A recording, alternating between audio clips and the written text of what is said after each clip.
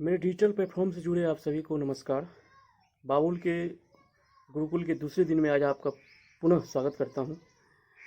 बाबुल के गुरुकुल के पहले दिन में जहां हम माइंड हैकर्स को लेकर के बात की थी कि कैसे आजकल की फिल्में, वेब सीरीज, टीवी सीरियल हमारे माइंड को हैक करने में लगे रहते हैं, और इनडायरेक्टली हमने यह भी बताने का प्रयास किया था कि हमें उन सब चीज़ों से कैसे दूरी बना के रहना है और किस टाइप के लोगों से हमें दूरी बनाकर आगे बढ़ना होगा। तो बाबुल के गुरुकुल के पहले दिन में जहां हम इंडियन कल्चर पर एक बातें रखी थी कि इंडियन कल्चर को सबसे अधिक फॉलो किस वर्ग के लोग करते हैं, उसे कौन एक परंपरा के तौर पर कैरी करते हैं, तो मेजॉरिटी में मिडिल क्लास फैमिली ही आगे आएगी। तो आइए अब हम बात करते हैं 74th इंडिपेंडेंस डे के अवसर पर हमारे मुखिया, हमारे देश के प्रधान जी लाल किले से अपनी भाषण में अपनी संस्कृति को लेकर क्या कुछ कहे। भारत की आत्मा को कुचलने के भी निरंतर प्रयास हुए, अनगिनत प्रयास हुए। भारत को अपनी संस्कृति, परंपरा, रीत रिवाज, इन सब से उखाड़ फेंकने के लिए क्या कुछ नहीं हुआ। वो कालखंड था, सैकड़ों सालों का कालखंड था। साम दाम दंड भेद सब कुछ अपने चरम पर था, और कुछ लोग तो ये मान के चलते थे कि हम तो यावत चंद्र दिवाकरो यहां पर राज करने के लिए आए हैं। लेकिन आजादी की ललक ने उनके सारे मंसूबों को जमीन दोस्त कर दिया। उनकी सोच थी कि इतना बड़ा विशाल देश, अनेक राजे रजवाड़े, भांति भांति की बोलियां, पहनवे, खान पान, अनेक भाषाएं, इतनी विविधताओं के कारण बिखरा हुआ देश कभी एक होकर के आजादी का जंग लड़ नहीं सकता। लेकिन इस देश की प्राण शक्ति वो पहचान नहीं पाए। अंतर्भूत जो प्राण शक्ति है, एकता का सूत्र जो हमें सबको बांध करके रखा हुआ है, मतलब हमें दबाने की पुरजोर कोशिश की गई, मगर वो न दबा सके। और अगर हम एकता के सूत्र में बंद कर रहेंगे और अपनी संस्कृति का पालन करेंगे तो भविष्य में भी ना दबा सकेंगे। मगर वर्तमान समय में जैसा एनवायरनमेंट क्रिएट किया जा रहा है, अगर हम उस पर कुछ एक्शन ना लें तो हमारी संस्कृति तो धूमिल होगी ही, साथ ही साथ हमारा महत्व, हमारा अस्तित्व भी धूमिल होकर रह जाएगा। तो बाबुल के गुरुकुल के पहले दिन में जितनी भी बातें प्रस्तुत की गई थी वो 7 वर्ड्स के आसपास ही ड्रॉ किए गए थे। Middle class family, awareness, majority and Indian culture. तो आज भी जितनी बातें प्रस्तुत करूंगा उसमें ये 7 वर्ड्स तो कॉमन रहेंगे ही, साथ ही आज मिडिल क्लास फैमिली के अवेयर को लेकर एक वर्ड इंक्लूड कर दिया हूँ, और वो वर्ड है हेल्थ, स्वास्थ्य। तो आज की अधिकांश बातें जो एक वर्ड है हेल्थ उसके आसपास ड्रॉ की गई है, जिसके अंतर्गत कुछ सब टॉपिक्स हैं वो मैं बता दूं। वो है depression, culture and origin of life and their development extra. तो अपनी बातों को प्रस्तुत करने से पहले हमारे प्रधान ने 74th इंडिपेंडेंस डे के अवसर पर मिडिल क्लास फैमिली को लेकर देश को संबोधित करते हुए अपनी भाषण में क्या कुछ कहें, अभी अब मैं 1.5 मिनट का एक वीडियो क्लिप शेयर कर रहा हूँ। पहले उसे सुनते हैं, फिर आगे की बात आगे करेंगे। मेरे प्यारे देशवासियों, चाहे हमारा कृषि का क्षेत्र हो, चाहे हमारे लघु उद्योगों का क्षेत्र हो, चाहे हमारे नौकरी पेशा करने वाले समाज के लोग हो, ये करीब करीब सभी लोग एक प्रकार से भारत का मध्यम वर्गीय बहुत बड़ा संपुट है। और मध्यम वर्ग से निकले हुए प्रोफेशनल्स आज दुनिया में अपना डंका जमा रहे हैं। मध्यम वर्ग से निकले हुए हमारे डॉक्टर, इंजीनियर, वकील, साइंटिस्ट, सबको दुनिया के अंदर अपना नाम, अपना डंडा जमा रहे हैं। और इसलिए ये बात तय है कि मध्यम वर्ग को जितने अवसर मिलते हैं वो अनेक गुना ताकत के साथ उभर करके आते हैं। और इसलिए मध्यम वर्ग को सरकारी दखलंदाजी से मुक्ति चाहिए। मध्यम वर्ग को अनेक विध नए अवसर चाहिए, उसको खुला मैदान होना चाहिए। और हमारी सरकार लगातार मध्यम वर्ग के इन सपनों को पूरा करने के लिए काम कर रही है। मध्यम वर्ग मिरेकल करने की ताकत रखता है। ईज ऑफ लिविंग, इसका सबसे बड़ा लाभ किसी को होना है तो मेरे मध्यम वर्गीय परिवारों को होना है। सस्ते इंटरनेट की बात हो, चाहे सस्ते स्मार्टफोन की बात हो, या उड़ान के तहत हवाई जहाज की टिकटें बहुत मिनिमम हो जाने की बात हो, या हमारे हाईवेज हो, इंफॉर्मेशन वेज हो, ये सारी चीजें मध्यम वर्ग की ताकत को बढ़ाने वाली है। आज आपने देखा होगा, मध्यम वर्ग में जो गरीबी से बाहर निकला है, उसका पहला सपना होता है अपना घर होना चाहिए, वो एक बराबरी की जिंदगी जाना चाहता है। मतलब उन्होंने कहा कि मिडिल क्लास फैमिली, मध्यम वर्ग, मिरेकल यानी चमत्कार करने की ताकत रखता है। तो आइए अब बात करते हैं origin of life and their developments, जीवन की उत्पत्ति और उसके विकास की। तो अलग अलग समुदायों के होली बुक में जीवन की उत्पत्ति की जो व्याख्या है वो अलग अलग है, चाहे वो वेद पुराण हो, गीता कुरान हो, क्रिश्चियन बाइबल हो, हिब्रू बाइबल हो, सब में अलग अलग जीवन की उत्पत्ति को लेकर व्याख्या की गई है। भारत के भी कुछ क्षेत्रों में तथा भारत के बाहर विदेशों में जो है आदम और ईव की जो स्टोरी है वो काफ़ी पॉपुलर है, वो काफ़ी चर्चित है। मगर हम साइंस के थ्रू आगे बढ़े तो साइंस ने ओरिजिन ऑफ लाइफ को जिस तरह भी प्रूफ किया है, तो हमारे इतिहासकार, हमारे ऋषि मुनि, हमारे गुरुओं ने हमें बताया कि उन सब सारी बातों का उल्लेख हमारे वेद में पहले से ही उपलब्ध है। और जब इस चीज़ को हमने प्रूफ के तौर पर डिजिटल की दुनिया में सर्च करने का प्रयास किया तो काफ़ी सारी आंसर हमें मिली भी। मगर हम साइंस ने जो भी प्रूफ किया है, जीवन की उत्पत्ति को लेकर विज्ञान ने जो भी प्रस्तुत किया है, हम उसी चीज़ों को प्रस्तुत करेंगे। तो विज्ञान के अनुसार इस ब्रह्मांड में एक बहुत बड़ा विस्फोट हुआ जिसे बिग बैंग के नाम से जाना जाता है। इस विस्फोट में कुछ प्रकार के गैस व धूलकण कई बड़े बड़े टुकड़ों में बंटकर बहुत ही गर्म अवस्था में तीव्र गति से घूर्णन करने लगी। उस टुकड़े को वैज्ञानिक नाम नेबुला दिया गया। इस चक्र से एक नेबुला जो आयरन, मैग्नीशियम, एल्युमिनियम, सिलिकॉन, कोयला आदि बहुत सारे धातु व अधातु का भंडार रूप पृथ्वी कहलाया, जिसे नीला ग्रह भी कहा जाता है। आखिर नीला ग्रह क्यों कहा जाता है? क्योंकि पृथ्वी का 3 भाग जो है लगभग 70% वो पानी से घिरा हुआ है और इसे अंतरिक्ष से यानी आकाश से दिखने पर यह नीला दिखता है, इसलिए इसे नीला ग्रह भी कहा जाता है। तो जहाँ बहुत ही लंबे समय बाद जब इसकी ऊपरी सतह ठंडी अवस्था में आई, तब यहाँ क्षितिजल पावक गगन समीरा पंच रचित अति अधम शरीरा, यानी हमारा जो शरीर है वो पंच तत्व से मिलकर बना है। पृथ्वी, जल, अग्नि, हवा और आकाश। तो इन सब चीज़ों की उल्लेख जो है साइंस ने भी किया है। तो तब यहाँ और विभिन्न प्रकार की चीज़ों की उपलब्धता, यानी जीवन की सबसे छोटी इकाई जो क्रियात्मक व संरचनात्मक इकाई है, कोशिका यानी सेल की उत्पत्ति हुई, जो 2 प्रकार की है, प्रोकैरियोट्स और यूकैरियोट्स। ये दोनों बायोलॉजिकल वर्ड हैं। सभी जीव जंतु व पेड़ पौधे यूकैरियोट्स कोशिका के उदाहरण हैं और एक से अधिक कोशिका के आपस में मिलने से उत्तक यानी टिश्यूज का निर्माण होता है, जिससे विभिन्न प्रजाति के सजीव चीजों की उत्पत्ति होती चली गई, जिस 5 रूपों में विभाजित किया गया है, जो आज कुल लगभग 9 मिलियन प्रजाति, 2 मिलियन समुद्र में और 7 मिलियन पृथ्वी पे पाई जाती है। तो हमारे जो वेदों में भी उल्लेखित है कि मनुष्य का जो जन्म है, मनुष्य जीवन 84 लाख योनियों के बाद मिलता है और यहाँ 9 मिलियन की बातें की गई, यानी कि 90 लाख है। और इस 7 मिलियन प्रजाति में बेहद उम्दा, जानदार, शानदार, जबरदस्त व बहुत ही चालाक प्राणी इंसान का उदय हुआ, इंसान का जन्म हुआ, जिसे हम वैज्ञानिक नाम होमोसेपियंस कहा गया, जो चिंपांजी और गोरिल्ला का ही दूसरा रूप भी कहलाता है। तो हम बंदर से ही इंसान बने हैं।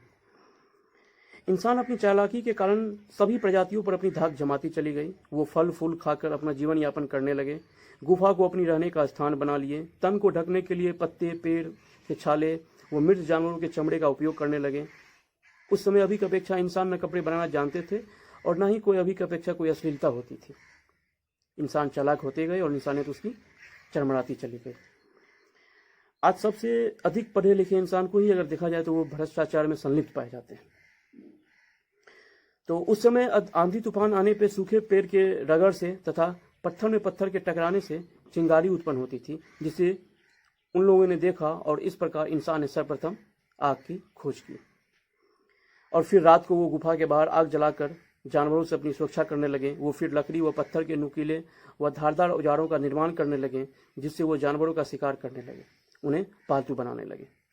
तो बादल के गर्जन, मूसलाधार वर्षा, भूकंप आदि अन्य प्राकृतिक आपदाओं से इंसान डर जाते थे, जिससे इंसानों में प्रार्थना वाली भाव उत्पन्न हुई कि कोई तो सुपर पावर, अदृश्य शक्ति होगी जो हमारी रक्षा करेगा, जो कालांतर में प्रभु यीशु ईश्वर के रूप हो गए।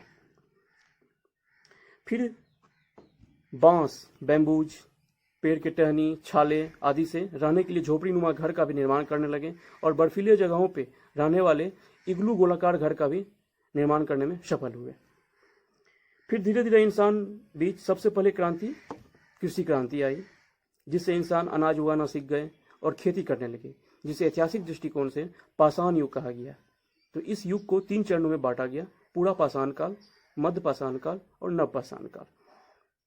तो इस युग में के अंतर्गत मानव पत्थर के औजार बनाना, रहने के लिए घर, मछली व जानवरों का शिकार करना सीख गए थे। और इसी युग में इंसान समूह में रहना प्रारंभ किए। तो इसके आगे के काल ताम्र युग, कांस्य युग और लोह युग में इंसान कांस्य, तांबे व लोहे के बर्तन और औजार का निर्माण करने में सफल हुए। और कांस्य युग में ही मिट्टी के बर्तन आदि भी बनाने में सफल हुए। फिर मिट्टी के चूल्हे पर वो खाना बनाने भी लगे, जो आगे चलकर चूल्हे की जगह स्टोव और स्टोव की जगह गैस चूल्हे ने ले ली। और इसी काल में इंसान वर्णमालाओं का भी विकास किया, जिसकी मदद से इतिहास लिखा गया। आगे चलकर इंसानों बीच बार्टर विनिमय प्रणाली का उदय हुआ, यानी वस्तु के बदले वस्तु का क्रय विक्रय। अब थोड़ी छलांग लगाते बढ़े तो इंसान के जीवन में दूसरी क्रांति संचार क्रांति हुई, जिसके माध्यम से वो दूसरे जगहों पर रह रहे इंसानों से संपर्क साधने में सफल हुए। वो धीरे धीरे कपड़ा भी बुनने लगे। वहीं राइट ब्रदर्स ने इंसानों को उड़ने का मौका दे दिए, तो वहीं जेम्स वाट साहब ने अपनी नई आइडिया से कई इंसानों को एक साथ छुप छुप करने का मौका भी दे गए। तो इंसान अपनी नई नई आइडिया से अपने लिए नई नई सारी उपकरणों के इन्वेंशन करते चले गए और सभी जीव जंतु को पीछे छोड़ते चले गए। भवन, किला, सड़क, रेल, अन्य प्रकार की जरूरतों के ढेरों सारी चीज़ों का निर्माण करते चले गए और साथ ही अपने विनाश का कारण भी। हिरोशिमा, जापान के हिरोशिमा और नागासाकी पे अमेरिका द्वारा सन 1945 में गिराए गए परमाणु बम को सबसे बड़ा उदाहरण माना जा सकता है।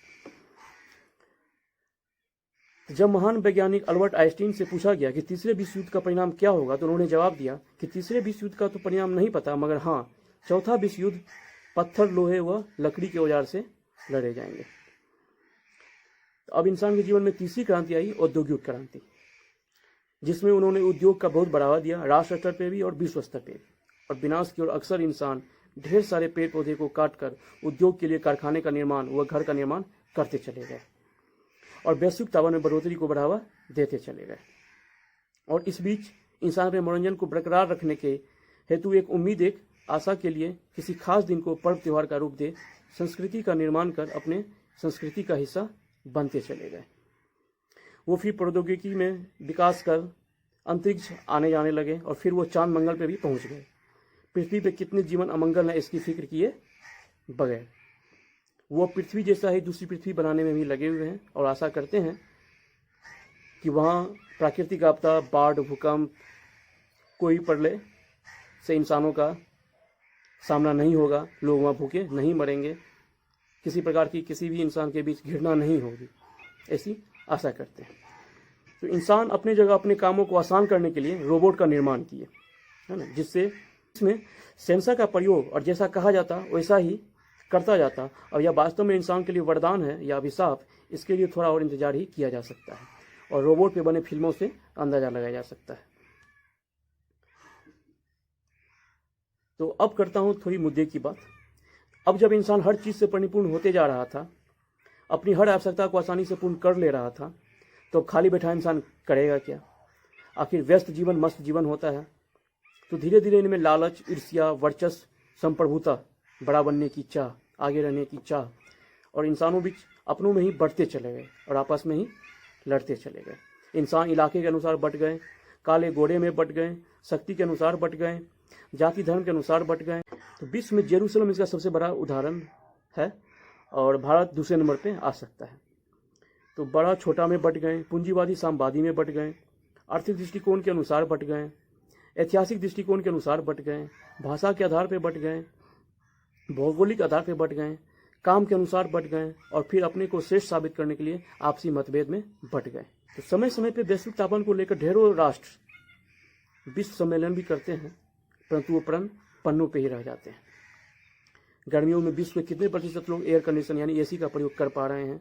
वर्तमान चालाक इंसान, पढ़े लिखे इंसान वायु प्रदूषण, धरती प्रदूषण, आवाज़ प्रदूषण व जल प्रदूषण आदि को लेकर कितने गंभीर हैं और जीवन को लेकर कितनों बीच जागरूकता फैला रहे हैं। जल प्रदूषण, जो पृथ्वी अपने 3 भाग जल से घिरी हुई है, फिर भी शुद्ध जल की उपलब्धता प्रतिशत मात्र 3 ही है, जिसमें 2% तो बर्फ ही जमी हुई है, 1% पीने को पानी हमें मिल पाता है। तो खाद्य पदार्थ की गुणवत्ता की फिक्र किए बगैर उसकी अधिक पैदावार के लिए रासायनिक चीज़ों की उपयोगिता से तथा अन्य कारणों से भी नई नई बीमारी का इजाद होता जा रहा है। एक की दवा तैयार हुई नहीं कि 2 नए किस्म की बीमारी उपलब्ध हो जा रही है। एक वैज्ञानिक तो अपने कथन भी दे चुके हैं, अगर इंसान अपना अस्तित्व बचाना चाहता है तो उन्हें यह पृथ्वी अगले 100 वर्षों में छोड़ देना होगा। तो बाढ़, भूकंप, चक्रवात, ग्रीष्म ऋतु में ग्रीष्म और ठंडी में ठंड की अधिकता तथा अन्य प्रकार के प्राकृतिक आपदा बढ़ती जा रही है और हम इंसान बेमतलब की फिजूल बातों में कोई उलझाए रहता है और हम उलझे रहते हैं। तो उपरोक्त बातों के अलावा भी कई कारण हैं जिससे हम आकलन कर कह सकते हैं कि इंसान अपने विकास में तो प्रगतिशील है ही, साथ ही अपने विनाश की ओर भी अग्रसर है। तो क्या जितने शानदार जबरदस्त हम थे उतने शानदार परिस्थिति में हम हैं? हम अपने पढ़े लिखे इंसान से पूछे कि वो आने वाले जनरेशन के लिए स्वस्थ व खुशहाल जीवन हेतु क्या क्या छोड़कर जा रहे हैं। तो अब हम स्वास्थ्य पर कुछ एग्जाम्पल के थ्रू चर्चा करते हैं। बात करते हैं हम मुकेश हराने की, जिन्हें हर हिंदी सिनेमा में सन 2012 से ऐड के रूप में दिखाया जाता है, जिसकी मौत मुंह के कैंसर से सन 2009 में हो गई थी। हम रोज 50 नए मरीज देख रहे हैं, महीने में करीब 1000। 80 से 90% मुंह के कैंसर तंबाकू चबाने से होते हैं। ये मुकेश की कहानी है। मेरा नाम मुकेश है। मैंने सिर्फ 1 साल गुटखा चबाया, अब मुझे कैंसर हुआ है, अब मेरा ऑपरेशन हो रहा है। शायद मैं इसके आगे बोल नहीं सकूंगा। अफसोस, मुकेश बच नहीं सका और वो सिर्फ 24 साल का था। खैनी, पान, गुटखा, पान मसाला सब जानलेवा है। आगे मैं बात करता हूँ युवराज सिंह की, जो कैंसर फाइटर हैं। उन्होंने अपनी ट्रीटमेंट विदेशों में जाकर करवाई। अभी हाल ही में संजय दत्त, जिन्हें भी लंग कैंसर के ट्रीटमेंट के लिए विदेश जाना पड़ा। तो गुटखा, तंबाकू, सिगरेट, शराब से कैंसर सिर्फ इन्हीं वजहों से होती है, ये सच्चाई नहीं है, मगर मेडिकल साइंस ने ये प्रूफ किया है कि इसके सेवन करने से कैंसर होता ही होता है। और ये बात पैकेट व डिब्बों पर लिखा भी होता है। फिर भी अगर हम वो सब चीज़ों का सेवन करते हैं तो ...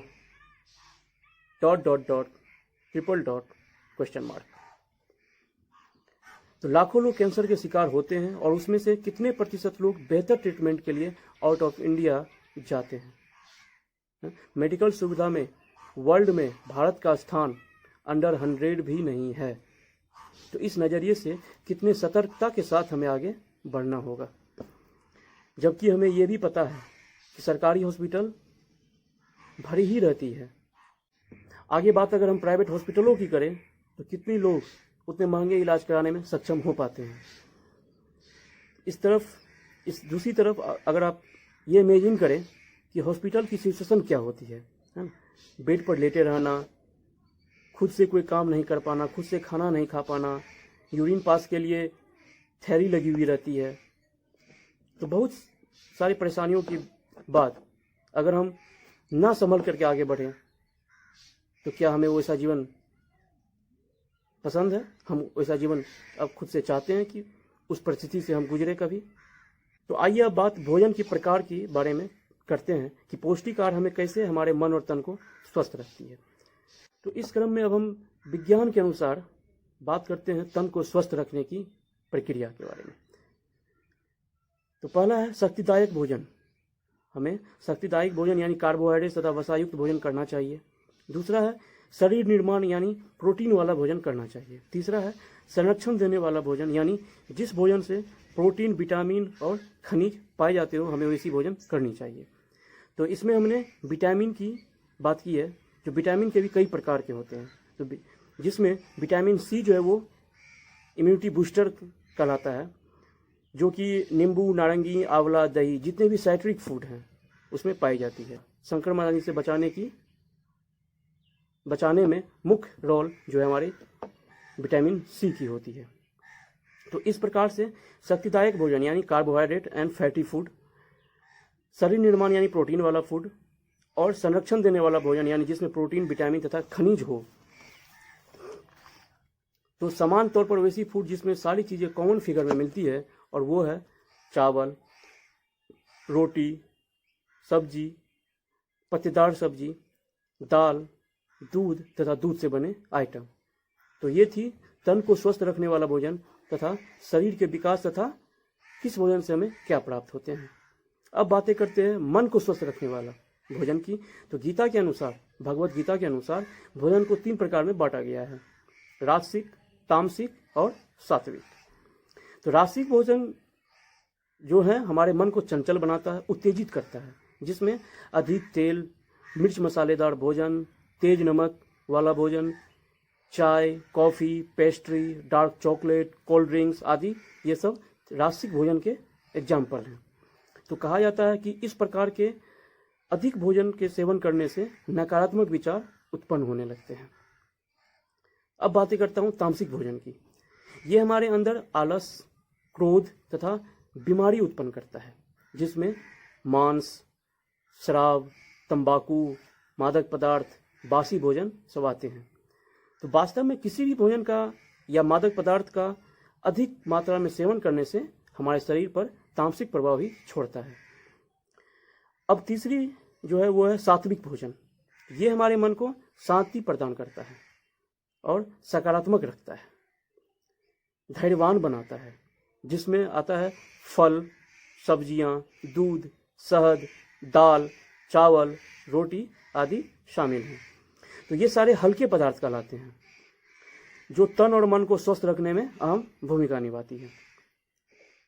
अब हम बात करते हैं रेडीमेड व पैक्ड आइटम की, जिस पर अंकित एक्सपायरी डेट या बेस्ट बिफोर डे को देखकर ही लेना चाहिए। तो इस कोरोना संकट में काफ़ी सारी फूड आइटम जो है वो पुरानी ही मिल रही। तो एक्सपायरी डेट और बेस्ट बिफोर डे में जो अंतर है कि जिस फूड प्रोडक्ट पर एक्सपायरी डेट अंकित होती है, इसका मतलब होता है कि मैन्युफैक्चरिंग डेट से एक्सपायरी डेट तक के बीच फूड की क्वालिटी या फ्लेवर टेस्ट में अधिक कमी नहीं होती है। वहीं जिस फूड प्रोडक्ट पर बेस्ट बिफोर डे अंकित होता है, इसका अर्थ होता है कि मैन्युफैक्चरिंग डेट से बेस्ट बिफोर डे तक पहुंचने में धीरे धीरे उसकी क्वालिटी या फ्लेवर टेस्ट में कमी आते चली जाती है। यानी ये जरूरी नहीं कि जिस दिन जिस टेस्ट के साथ पैक हुई थी, सेम टेस्ट 2 दिन के बाद भी हम खा पाएंगे, सेम टेस्ट में का मजा ले पाएंगे। तो अब बात करते हैं फूड प्रोडक्ट पे अंकित बार कोड की, जो कुछ लाइनिंग टाइप की होती है और उसके अंदर उसके नीचे नंबर अंकित होते हैं। तो दूसरा है सारा फूड प्रोडक्ट पे फसाई यानी कि FSSAI, food safety and standards authority of India अंकित होती है, जिसके द्वारा लाइसेंस प्रदान किया जाता है। तो बार कोड से हमें मैन्युफैक्चरिंग डेट, एक्सपायरेशन डेट और कहाँ बनी है आदि का पता चलता है। और इसे जांचने के लिए एक ऐप आती है QR कोड नाम से, जो स्कैन कर हमें जानकारी देती है।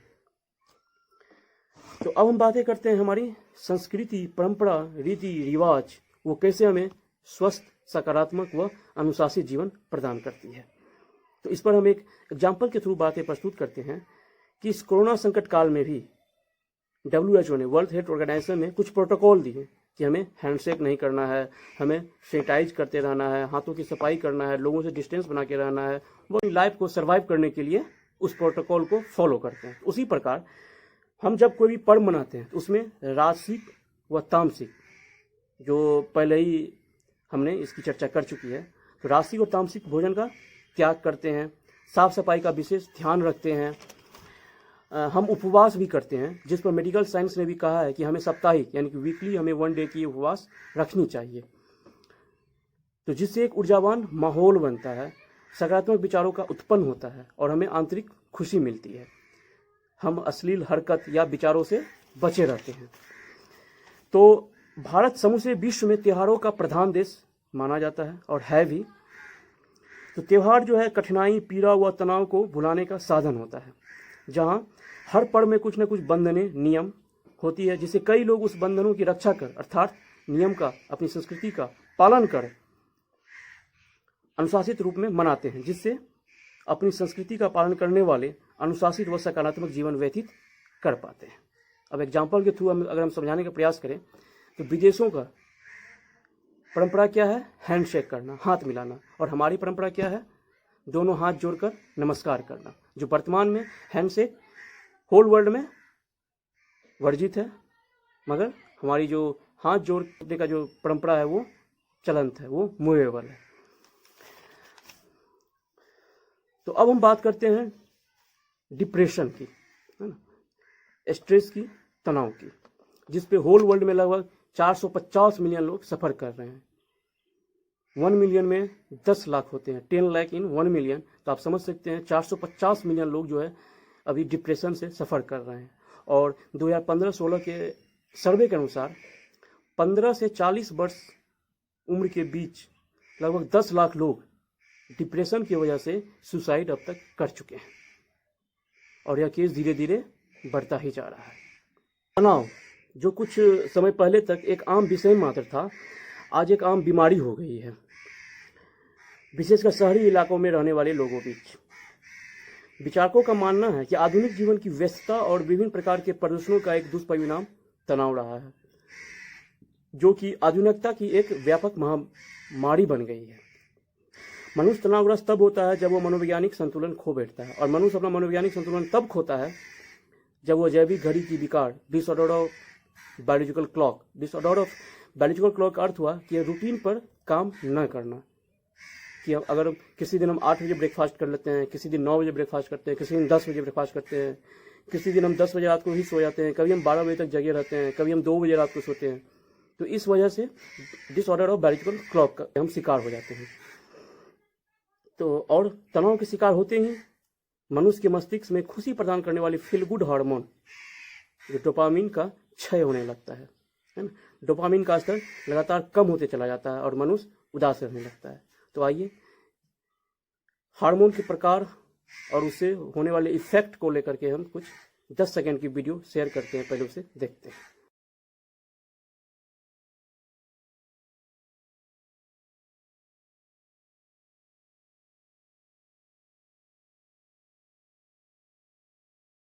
तो अभी आप टोटल 3 प्रकार के हार्मोन को देखें, जिसमें ऑक्सीटोसिन जो है लव मैसेंजर हार्मोन है, उसके थ्रू ही कामुकता की भाव उत्पन्न होती है, और दूसरा सेरोटोनिन, जिसके सही मात्रा में रिलीज ना होने से हमें नींद में कमी आने लगती है, नींद नहीं आती है, और हमारे भोजन जो है वो सही रूप से डाइजेस्ट नहीं हो पाती है।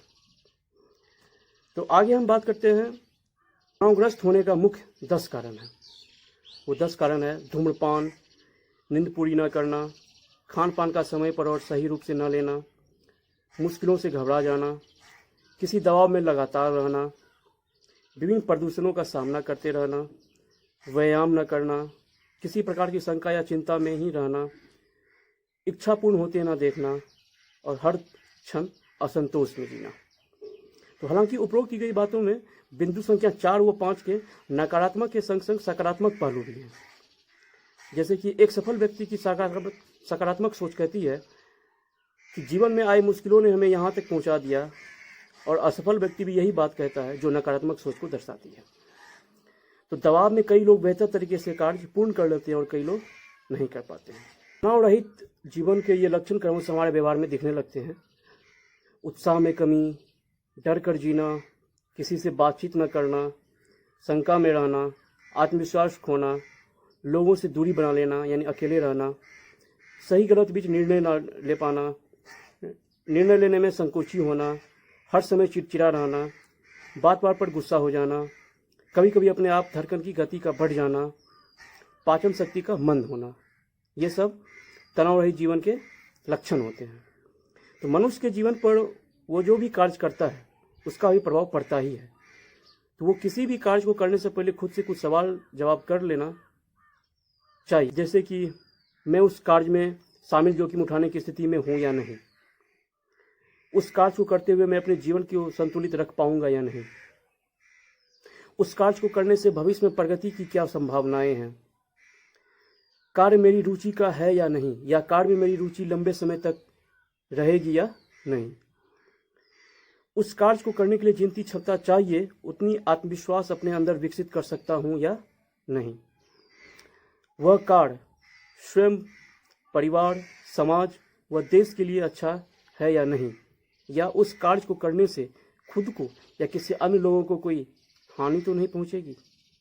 अतः तनाव में जीवन जीने के बहुत कारण हैं, मगर तनाव से बचे रहने के भी बहुत सरल तरीके हैं। जैसे वाला है ध्यान, योगा करना, रिश्तेदारों व मित्रों से बातचीत करते रहना, वैसे चीज़ों की लत न लगाना जो स्वास्थ्य के लिए हानिकारक हो, भविष्य के बदले वर्तमान में जीना, अच्छे बुरे चीज़ों को अपनी डायरी में लिखना, समय पर भोजन ग्रहण करना तथा 7 घंटे की नींद पूर्ण करना, अच्छे संगीत सुनना, कहीं घूमने जाना, मगर अभी नहीं, अभी तो कोरोना काल में हम लॉकडाउन में फंसे हुए हैं। किसी शंका या चिंता में न रहना, जागरूक, धैर्यवान व उत्साही बने रहना, हर नकारात्मक विचारों से दूरी बनाए रखना। तो मनोरंजन बिना तो ये जीवन संभव है ही नहीं। तो शारीरिक मजबूती के संग मानसिक मजबूती का भी होना अति आवश्यक है। भूमिका बांधकर सुनाने का अर्थ था कि हम कहाँ से कहाँ पहुँच गए और हम अपने स्वास्थ्य का कितना ख्याल रख पाए। तो इस पृथ्वी रूपी रिंग में पढ़े लिखे इंसान हर जीव जंतु, पेड़ पौधा, जीवाणु, विषाणु, प्रकृति आदि से लड़ता जा रहा था और हर को हराते भी बढ़ता जा रहा था कि इस पृथ्वी रूपी रिंग में नए खिलाड़ी कोरोना का आगमन हुआ और लगभग अपने 20 मिलियन लोगों को अपने चपेट में लिया, अपना शिकार बना लिया। तो ओवरऑल जिसकी इम्यूनिटी स्ट्रांग है वो ये कोरोना से लड़ रहा है, जीवित है, आगे बढ़ रहा है। तो इतनी सारी भूमिका बांधने के बाद अब बात करते हैं मोरल ऑफ द स्टोरी की। हमें स्वास्थ्य को लेकर खुद को स्वार्थी बनाना होगा, क्योंकि हम अगर बीमार पड़ते हैं तो घर के सारे लोग परेशान हो जाते हैं, घर के सारे सदस्यों की इसमें भागीदारी हो जाती है और मिडिल क्लास फैमिली अपने ही तरक्की पर बाधा पहुंचाने का काम करती है। स्वास्थ्य का ध्यान न रखकर हमें किसी तामसिक भोजन या मादक पदार्थ की लत नहीं लगाना चाहिए, क्योंकि इन सब चीज़ों की लत हमें कमज़ोर बनाती है। कितनों के बारे में सुना, कुछ को देखा अभी कि जब तक वो तंबाकू या सिगरेट का कस नहीं लगाते, उसका सेवन नहीं करते, तब तक उनकी स्टूल यानी पॉटी नीचे उतरती ही नहीं। तो जो लोग शराब, सिगरेट, गुटखा, तंबाकू आदि का सेवन करते हैं, उस इंसान पर किस हद तक विश्वास किया जा सकता है, क्योंकि जब उसे पता हो कि ये सब चीज़ें शरीर को गलाती है, हमारे ऑर्गन को कमज़ोर करती है। तो जो चीज़ हमारे पास एक ही है और जन्म से लेकर मृत्यु तक हमारे साथ रहेगी, तो उसका ख्याल तो रखना ही होगा। मैं बॉडी के मेन ऑर्गन यानी शरीर के मेन पार्ट्स की बात कर रहा हूँ, जिसमें heart, kidney, lungs, liver, brain, stomach शामिल है। वैसे भी हमें तरह तरह के प्रदूषण, चाहे वो एयर पोल्यूशन हो, लैंड पोल्यूशन हो, साउंड पोल्यूशन हो, वाटर पोल्यूशन हो, वो ग्लोबल वार्मिंग को तो बढ़ावा दे ही रही, साथ ही हमारे शरीर को भी वीक बनाते जा रही है ना। हालांकि इस कोरोना संकट में, इस लॉकडाउन में इन सब प्रदूषणों में भारी गिरावट हुई है। तो बाजार में उपलब्ध जितने भी फूड आइटम हैं उस पर केमिकल का प्रभाव रहता ही है। वो पूरी तरह से प्योर नहीं होती, जिस वजह से हमारी औसत वायु में भी कमी होती जा रही। तो अब एक रिपोर्ट, सर्वे प्रस्तुत करता हूँ कि भारत के बाजार में जितने भी दूध से बने आइटम उपलब्ध होते हैं, उतने दूध का उत्पादन भारत कर ही नहीं पाता है। तो हम कितने शुद्ध चीज़ का प्रयोग कर पाते हैं, यानी कि उन सब चीज़ों में मिलावट होती है। अब दूसरी उदाहरण बताता हूँ कि जितने भी शुद्ध क्वालिटी की चाय पत्ती का उत्पादन होता है, तो वो सारे विदेशों में एक्सपोर्ट कर दिए जाते हैं और फिर जो बचे हुए होते हैं वो इंडिया के मार्केटों में डिस्ट्रीब्यूट किए जाते हैं। तो इन सब चीज़ों से अंदाज़ा लगाया जा सकता है कि हमें कितना फिट रखना है खुद को और स्वास्थ्य का कितना ख्याल रखना है। वास्तव में फिटनेस का अर्थ यह नहीं होता कि हमारे शरीर में कोई परेशानी नहीं है तो हम फिट हैं। फिटनेस का अर्थ होता है कि हमारे उम्र गुजरने के साथ साथ बाय मेंटली, बाय फिजिकली, किसी भी इन्वायरमेंट में अगर हम खुद को ढाल लेते हैं तो हम बहुत हद तक कह सकते हैं कि हम फिट हैं। मगर हम 20 से 40 साल तक के बीच खान पान तथा व्यायाम का ख्याल नहीं रखते हैं और फिर हम धीरे धीरे ब्लड प्रेशर, डायबिटीज, घुटने व कमर दर्द और अन्य तरह की बीमारियों का हम शिकार हो जाते हैं। तो हम अपने जीवन में जितनी मेहनत करते हैं, जितना अपने आप को तपाते हैं, उतना हम अपने स्वास्थ्य का ख्याल ही नहीं रख पाएंगे, तो उस मेहनत का अर्थ तो व्यर्थ ही है ना। हम किस इन्वायरमेंट में रहते हैं, कैसे लोगों के साथ रहते हैं, उसका भी असर हमारे स्वास्थ्य पर पड़ता है। हम क्या देखते हैं, हम क्या सुनते हैं, हम क्या बोलते हैं, हम क्या करते हैं, उसका भी असर हमारे स्वास्थ्य पर पड़ता ही है। यानी हम अपने आसपास जो देखते हैं, मोबाइल लैपटॉप पर क्या देखते हैं, क्या सुनते हैं, कितनी उसमें सच्चाई होती है, कितनी अफवाह होती है, और फिर हम क्या बोलते हैं, उस पर क्या प्रतिक्रिया देते हैं, और उसके बाद उस प्रतिक्रिया पे, एक्शन पे, उसके एक्शन पे हमारा क्या रिएक्शन होता है, हम क्या करते हैं, इन सब चीज़ों का असर भी कमज़ोर स्वास्थ्य पर पड़ता ही है, हमारे स्वास्थ्य पर पड़ता ही है। तो बहुत सारे सतर्कता के बाद भी हम बीमार पड़ते हैं, मगर इसका मतलब यह नहीं कि हम जितना कोशिश कर सकते हैं उतना कोशिश करें ही ना। तो जिसके पास सेहत है उसके पास उम्मीद है, और जिसके पास उम्मीद है उसके पास सब कुछ है। तो आज की दुनिया में लंबे समय तक वही जीवित रह सकता है जिसकी इम्यूनिटी स्ट्रांग होगी। जिसकी इम्यूनिटी स्ट्रांग होगी वो उतने लंबे समय तक सर्वाइव कर पाएगा, अगर वो किसी नेपोटिज्म या पॉलिटिक्स का शिकार न हुआ तो अंत में कुछ सवालों के साथ बाबुल के गुरुकुल का समापन करूंगा। सवाल सारे वैसे हैं जो आप पहले से जानते हैं, और कितने दिनों तक आप इस चीज़ों पर अमल कर पाते हैं। तो सवाल नंबर 1, आप सुबह सवेरे जग पाते हैं? जगते ही सुबह खाली पेट 2 गिलास पानी पीनी चाहिए, क्या आप पीते हैं? मॉर्निंग वॉक पर जाते हैं? योगा व्यायाम करते हैं? लॉकडाउन ने हमें बताया कि हम फास्ट फूड, जंक फूड के बिना भी जी सकते हैं, तो आगे आप इन सब चीज़ों का नज़रअंदाज कर पाएंगे? रात के सोने से 1-2 घंटे पहले हमें रात्रि भोजन, डिनर कर लेना चाहिए, क्या आप करते हैं? भोजन करने बाद हम अगर लेट कर आराम करते हैं तो हमें बाईं करवट ही सोना चाहिए, क्या हम बाईं करवट सोते हैं? हमें सुबह जगने से रात के सोने तक के बीच कम से कम 3 से 4 लीटर पानी पीनी चाहिए, तो क्या आप पीते हैं? हमें तेल मसाला अधिक नहीं खानी चाहिए, तो आपके घरों में बनने वाले भोजन में तेल मसाला का यूज कम से कम होता है?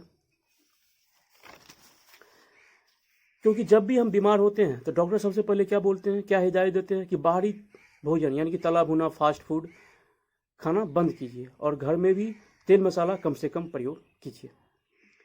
तो हम पहले से ही क्यों ना सचेत रहें कि हमें डॉक्टर की ज़रूरत ही ना पड़े।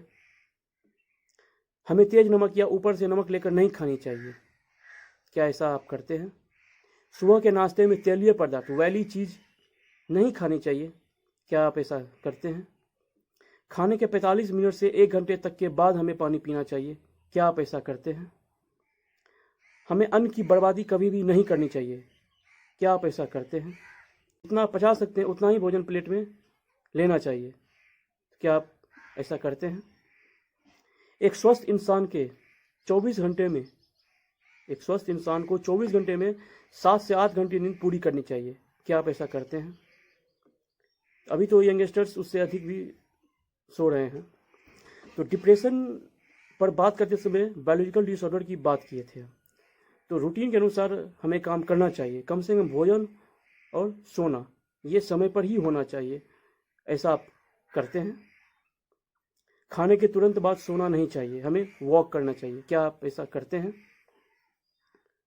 तो 35 से 40 तक के उम्र तक हम ये सब ना भी करें तो सब कुछ सही चलता है, मगर उसके बाद शरीर धीरे धीरे कमज़ोर होने लगती है। तो हम अपने तरफ से जितना कोशिश कर सकते हैं करें, जागरूक रहें, स्वस्थ रहें, मजबूत रहें।